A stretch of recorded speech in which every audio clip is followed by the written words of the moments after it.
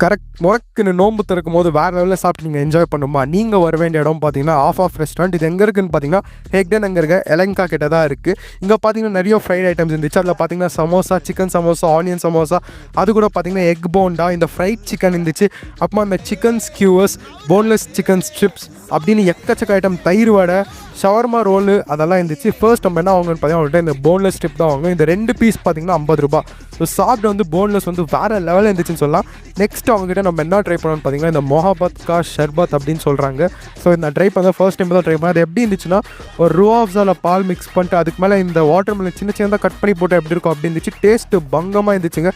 ஃபைனலாக நான் என்ன சாப்பிட்டேன்னு பார்த்தீங்கன்னா இந்த சிக்கன் ஸ்கியூவர்ஸ். இதில் பார்த்தீங்கன்னா இந்த கேப்சிகம், டொமேட்டோ, ஆனியன் எல்லாம் வச்சு நடுவில் சிக்கன் சாப்பிட வந்து பங்கமாக இருந்துச்சு. அப்புறம் பார்த்தீங்கன்னா ஸ்வீட்டெல்லாம் இருந்துச்சு. நாங்கள் நிறைய எக்ஸ்ப்ளோர் பண்ண போல் இந்த 3 ஐட்டம் தான் சாப்பிட்டோம். அப்புறமா என் ஃப்ரெண்ட்ஸெல்லாம் பார்சலெல்லாம் வாங்கிட்டு போனாங்க. நீங்களே பார்த்துங்க. ஃபைனலாக நம்ம ஏரியாவுக்கு வந்துட்டு சரி இதுக்கு டைஜஸ்ட் பண்ணி என்ன பண்ணலான்னு பார்க்கும்போது தான் ஒரு லெமன் சோடா.